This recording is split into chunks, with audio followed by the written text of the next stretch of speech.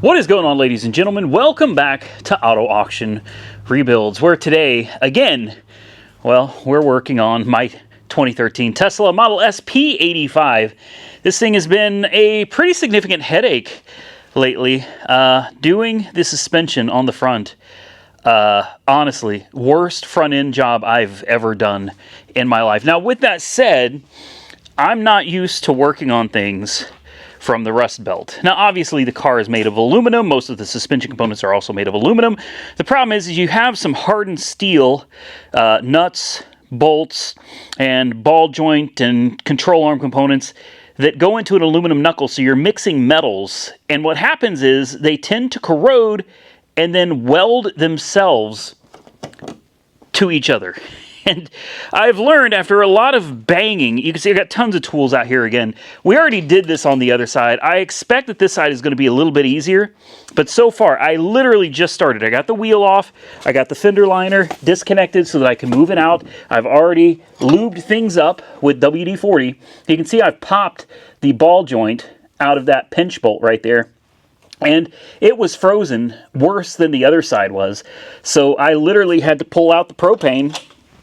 And I'm going to tell you right now, if you don't have a torch, like me, if you're not a welder, go get you one of these, man. This little, the item number is 91061 blowtorch with piezo start. I don't know, piezo start. I don't know what that is, but it's click. You just turn the knob, boom, and you got flames. And I'm going to tell you right now, it may be a cheap solution to a welder, but if you need heat on something to get corroded, rusted, whatever the case may be, bolts out, you're going to want one of these guys, because all I got to do is put a little bit of heat to this stuff and then tap it with a hammer. Boom, it comes apart. The only downside is you got to wait for it to cool down before you can start touching on it again. But this bolt right here was completely frozen in. I mean, it was not coming out. And if I can find it, I'll be happy to show you what it looks like here. Take a look at the corrosion. All of that white, yeah, that's all corrosion. This thing wouldn't budge. I hit it with my Milwaukee Impact. It's a T50, and I mean, it was hammering, and it couldn't spin it. It couldn't budge it one bit. But you put some propane to it, melted the ball joint protective cover there. But you know, whatever. We're about to remove it. So as I expected, now that we got this off first, we can pull this fender liner down, and as I expected, this side is going to be easier, at least in relation to the upper control arm, because the through bolt that was on the other side that was hidden by the battery, you had to remove the 12-volt battery. It was a real pain. But if you take a look in here, you're going to see, well, I don't know if you can see it. But anyway, see that bolt right there? That is the through bolt for right here. So I can absolutely get to it with my Milwaukee socket. I'm exhausted, guys. With my Milwaukee electric ratchet, I should have no problems getting in there as long as it wants to come out. This side over here, I've already cleaned the threads, and I need to hit it with a little bit of WD-40. WD-40 or PB Blaster, take your pick, whatever. This stuff is great. Lube that up, and well, prepare for a fight. Remember that you're going to need a wrench on the back side in here by where that blue line is back there. You're going to need a wrench of 15 on the back side, and then a 10 on your leveling sensor. In fact, I think the easiest thing to do may be to disconnect the leveling sensors altogether, and then just take the two 10 millimeters out and let the whole sensor assembly come with it. Then you can take it off outside of the car. I think that's going to be a lot easier. Anyway, here's all the internals.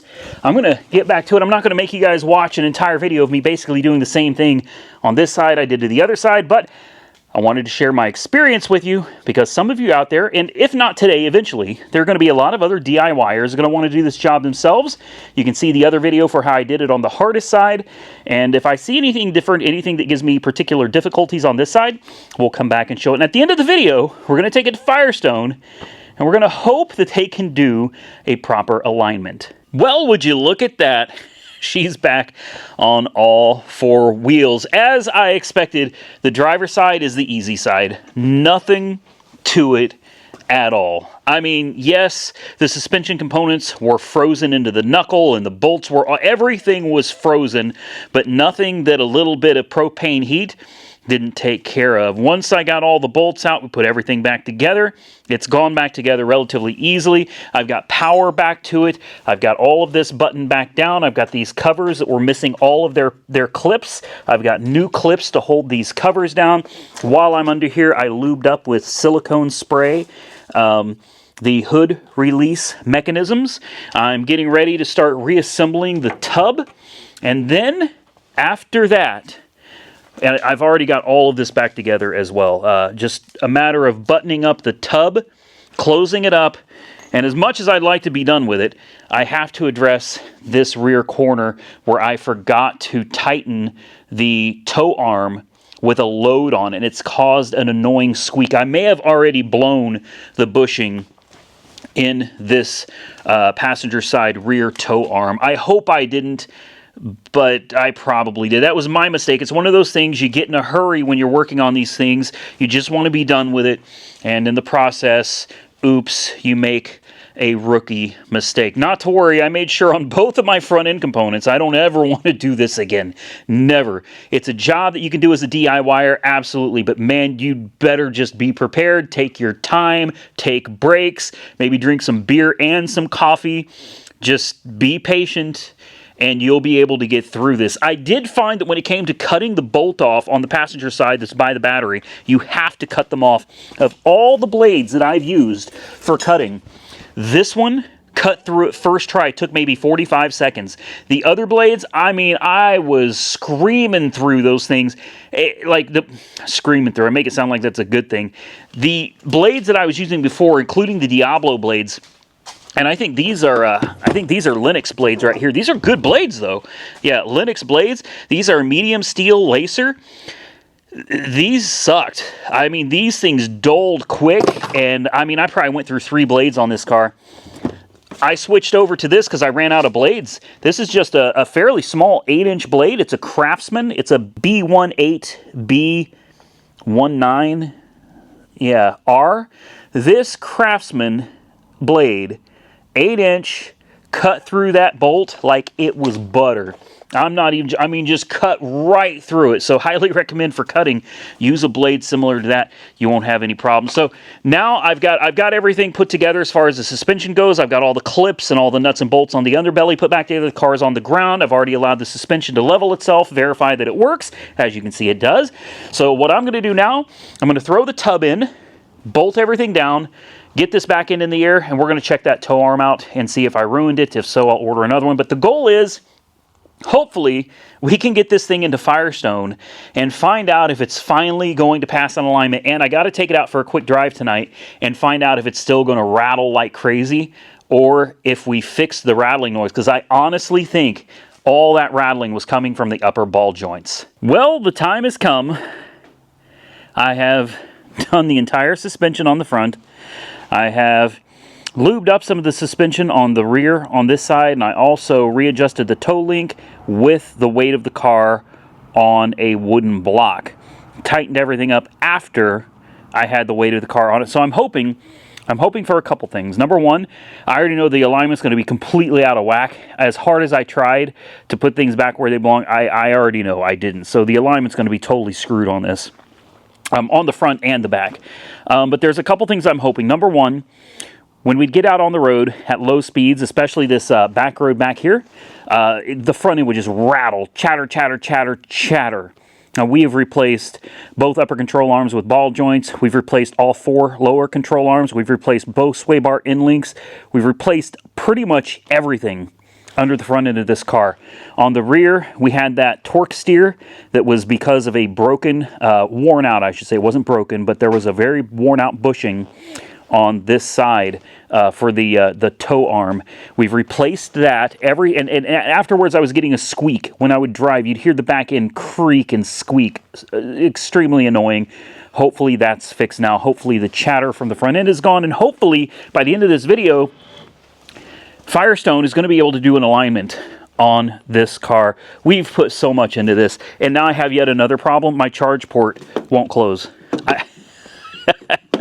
It still charges, but I'm going to have to tape my door closed. Yes, you can put the charger in, you can take it out. I think what happened is I took the charger out and I left the door open for a long time. I forgot about it. I ended up leaving the car sitting here, and I think somehow this is not calibrated anymore. It's lost communication, and when you put the charger in, it doesn't glow anymore either. So something happened, and I feel like it's my fault for leaving this open for so long. And even if you hold it, nothing. You can push this. It's like a button. Nothing. So I'm going to put a little tape on this before I go home, assuming this is even good enough to drive. I may have to trailer this car. It depends on how bad the alignment is. It takes me an hour to get home, and it's all highway speeds. So we're going to take it out for a quick spin, and you know what I might do when I get home? I've got my Tesla charger. I might actually plug in the Tesla charger and see if by pushing the button on the remote, if it brings this back to life. I really hope so, because that sucks. Everything that I've put into this car, and I swear it keeps taking more. It's not happy until it's gotten everything from me. I'm going to immediately raise the suspension up to high. There we go. The car is started. We're going to bring the suspension up. We're going to take it out on the road and see how it does. All right, ready? Let's go. I love that the backup camera works now. That's really nice. Noises. Everything's good. I didn't hear any rattles. I'm not going to get excited because we did this the last time, and the car ended up rattling like crazy as soon as we got down the road a little ways. So let's put it into drive. Let's bring the suspension back down to standard. There we go. All right. Drive. And this ought to get the suspension nice and seated. All the new parts kind of where they need to be. I don't hear anything yet. The alignment honestly feels fine. No rattles. I don't hear any noise at all. There's my Prius. Whoa. That's my Prius over there. What are they doing? They put it on a tow truck, and now there's some other guy over there. We're going to have to make our rounds and check that out. All right, this is a bad road right here, so what I'm going to do is I'm going to stop talking, and we're going to see if we hear any rattling, because this front suspension used to chatter.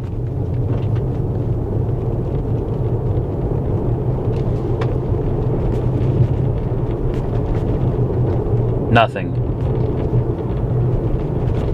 Now there's a little rattling from stuff that I have sitting inside the car, but nothing. Let me slow down a little bit, down to about 20 miles an hour. 18. It would just chatter like crazy at these speeds, and this road is horrible. Turning. I hear no more creaking, and there's no rattling at all. Thank you, thank you, thank you.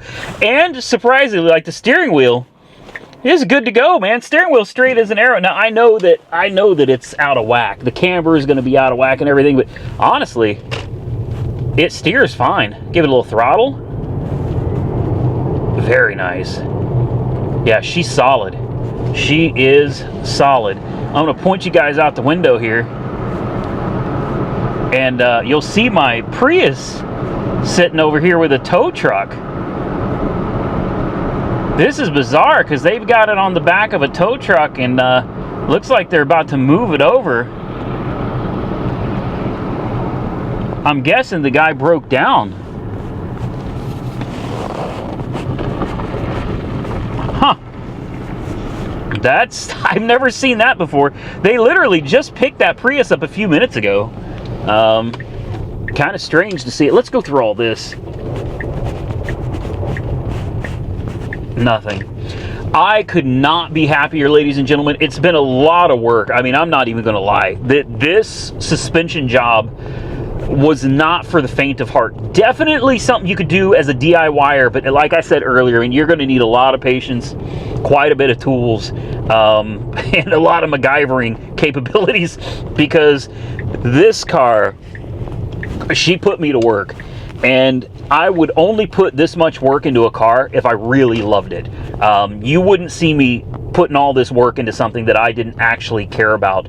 I, honest to God, love this little car. I really love this little car, and I'm hoping that it can stick around for a long, long time.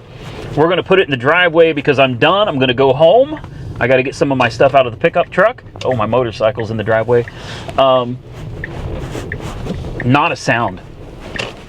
Not a peep from the suspension at all. It keeps going into high suspension mode. You got to clear it every time. I have to raise it up to get into the shop, otherwise it'll bottom out. All right.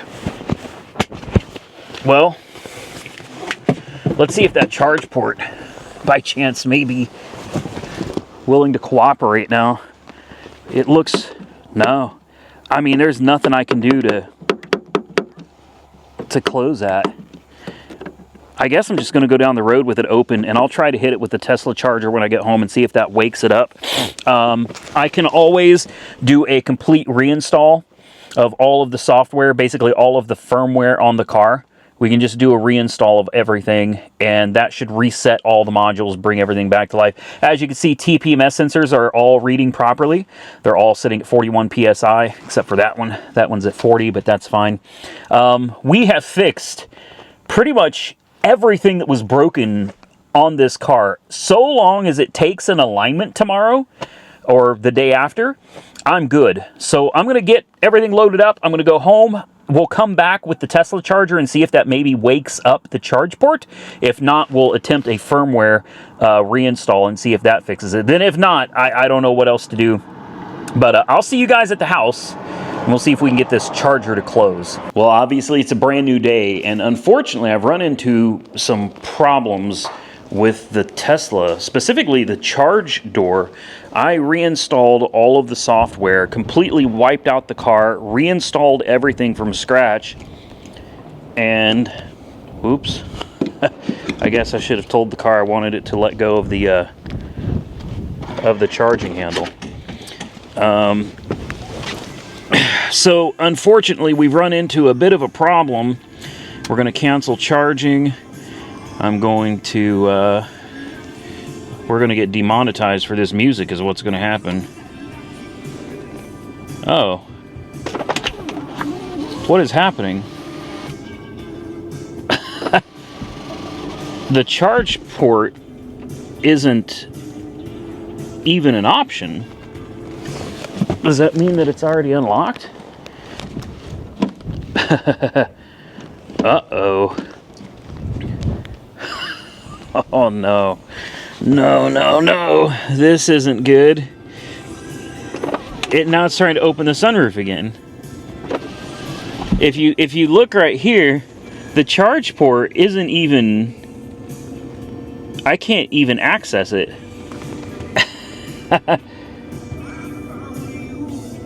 Unlock charge port? Oh no. Okay, we're really having fun today. I heard it make a noise. I think it, there we go. That's a big fear of mine, is ending up with the charger stuck. And here's the deal, guys, like, obviously, you guys know I love EVs. I just think they're a lot of fun. But I'll be honest with you, something like that is kind of scary. Could you imagine getting stuck with your charger stuck in there anywhere? I mean, that would be an awful day. So, unfortunately, after reinstalling all of the software, the charge door is not fixed. It's not working. So it definitely wasn't a software issue. So it looks like I'm gonna have to take this thing apart again.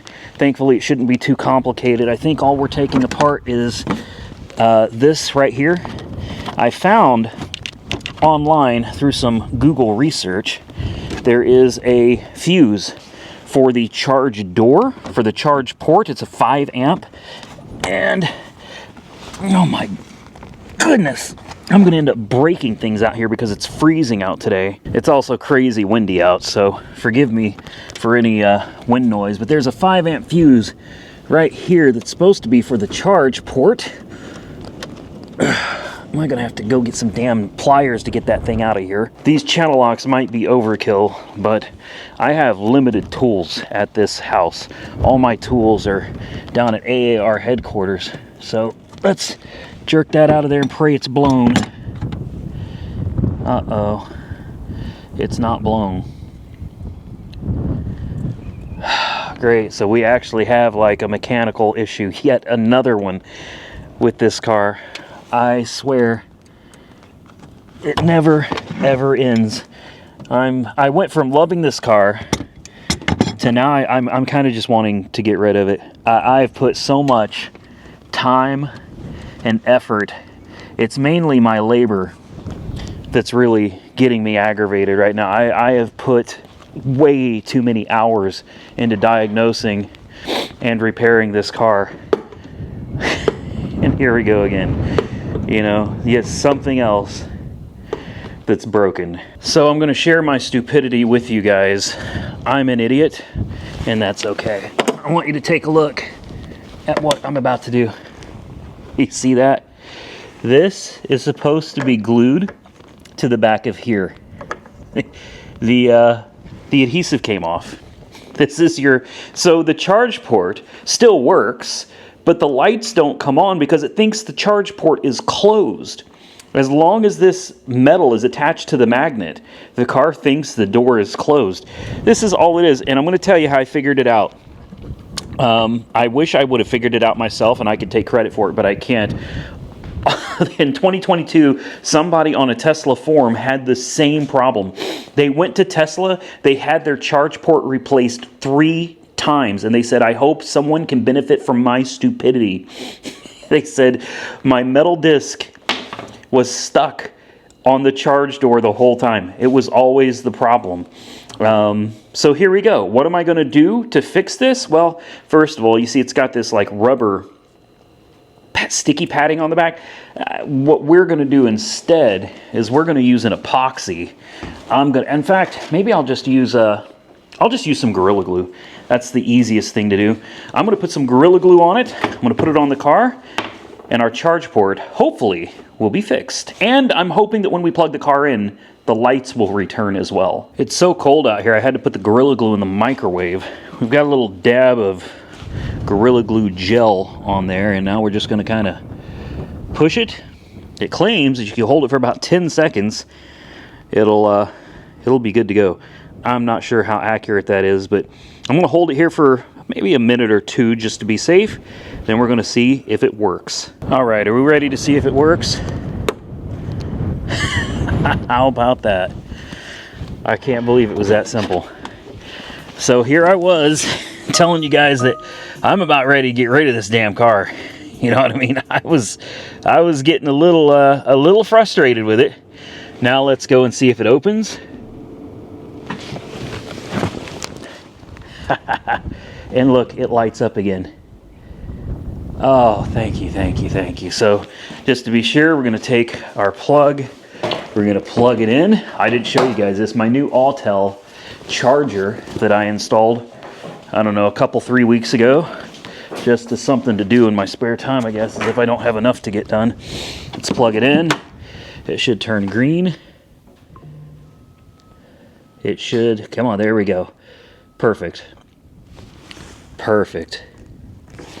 Okay, so that was easy enough. Now, I really want to give a proper shout out to the person that just saved my bacon on this. So I'm going to take you guys into the house and show you I'm telling you, I can't believe it was this simple. Look at this, guys. So the shout out goes to It's No CO2. It was posted on April 29th, 2022. This is on TeslaMotorsClub.com. And obviously, I'm looking on YouTube, nothing. I can't find anything on YouTube at all. So I just Google it. And after just a few minutes of searching, this pops up from San Diego, California, June 25th, 2020. And it's like all this work was done. And then it's like that little disc was stuck. I was like, oh my goodness, man. How crazy is it that it was just a metal disc that had come detached from the charge door. All right, so I just got off the phone with Firestone, and they could not get me into an appointment currently until like 2 weeks from now. And I told them I did extensive suspension work on this.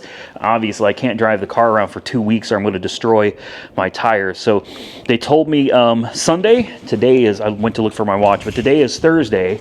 So we're going to come back hopefully Sunday, maybe Monday, Tuesday next week, whenever they're done. They're just going to fit it in for me. And we're going to find out if it takes an alignment.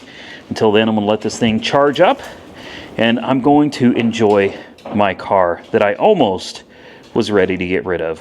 All right, guys, we are back with the Tesla. It's been here for a couple days. They got it done pretty quick considering they didn't even have an appointment available. So big shout out and thank you to them for being able to get me in and out. So I do have one little issue with this car, and that is I got a phone call. I missed the call. I called them and they said your car is ready for pickup. And I thought, great. So I drove down here to get it. They were getting ready to charge me $200 for the lifetime alignment. And I asked for the printout to show that the alignment has been completed. There's a little printout that they give you, at least if you ask for it. I'll say this, typically they don't give it to you unless you ask for the printout. So I asked for the printout this time. And they were like, well, hold on a second. We got to figure out who the service person was because there's no printout here. The lady told me they got the alignment pretty close, not perfect, but pretty close, close enough. If I wanted it perfect, I would have to take it to Tesla. And I said, no worries, close enough is good enough for me. Well, when I asked for that printout, she had to go find somebody to find it. And then she came back and told me they never did the alignment at all. So here we are right back where we started basically. So I took the time to bring my car all the way from home down here to Firestone, and now I've had to come back here to get the car and then drive all the way back home again. I don't live anywhere near where this Firestone is, guys. It takes me quite a while to get here. So I'm rather disappointed that this was all a complete waste of time. I'm also very curious as to why they were getting ready to charge me for the service on this car that wasn't performed. That's the part I think that bothers me the most, is shouldn't there have been something in the computer, something on a piece of paper somewhere that was like, hey, we did not do the alignment, we're not going to charge this guy for it? Because as far as she was concerned, the work was done, the alignment was almost perfect, and I was going to pay for it. Yeah, so I'm glad that I asked for that, and I always do. It's not that I don't trust them, it's that I just don't trust people or businesses in general. It's nothing against this particular place. Just in general, I like proof. So whenever I get my alignments done at Firestone, I always have them hand me the printout that shows me the camber, the caster, the toe, all of that information. It shows where it was when they brought it in, and it shows where it's at after they set the alignment. And there's no way for them to lie about it. So I guess with that, we're right back to square one. Right back where we started. Very disappointed. I hate having my time wasted, as I'm sure everybody does. They said Teslas are very difficult to align. I don't know anything about that, but they highly recommended that I just take it to a Tesla service center and let them do it. Now, we do have one out here. I don't remember where it is. It could be in Edmond. We might have one in Oklahoma City. I don't know. But apparently the reason that it couldn't be aligned is because there is a 1/4 inch difference in ride height between, I don't know, one side and the other side, or one wheel and another wheel. I don't remember what it was, but he said there was a 1/4 inch difference in ride height between one place and another, and because of that, they cannot align it. They said it has to go to Tesla, and Tesla will have to adjust the ride height on the car themselves to be able to perform the alignment. So there you have it. It is what it is. Will I actually take this to Tesla and get it aligned? I really don't know at this point. I'm kind of on the fence with selling it right now. I have fixed everything that needed fixed. It runs and drives down the road fine. It's the steering wheel straight as an arrow. There's no warnings on the dash. TPMS sensors all work like they're supposed to. The car is as good as you could ever expect a used car to be. Other than needing a good cleaning, there's really nothing left to do to it other than get an alignment. And I really don't want the headache of having to take this thing all the way up to the Tesla service center and most likely have to drop it off. I'm going to guarantee you the nearest service center is probably in Edmond. They're going to make me drop the car off, which means I'm going to have to Uber all the way back. I don't live anywhere near Edmond. Uber all the way back. Then I'm going to have to find a way to get back to Edmond to get the car because they're not going to give me a loaner. And we have no Ubers where I live. There's no Uber, there's no Lyft. So getting home is fine, but getting back is a whole nother problem. So I guess that's a wrap for this video. The suspension is done. The car runs and drives great, but apparently it has to go to Tesla for an alignment. There's some things that I guess you're just not going to be able to avoid taking a Tesla to the service center for. So maybe I'll give them a call, set up an appointment. Hopefully they can get it in. If I set up an appointment, right, hopefully they can get it in and get it right back out to me. I can sit there and wait for it. An alignment shouldn't take that long. At least I wouldn't think so. So wish me luck. We'll come back in another video if I decide to do the alignment. And if not, then we'll come back with another video about something else. Hope you all enjoyed this video. If you did, hit the thumbs up button and let me know. Consider subscribing to the channel if you haven't already subscribed. And until next time, stay safe out there, everybody. I look forward to seeing you all again very soon in the next one.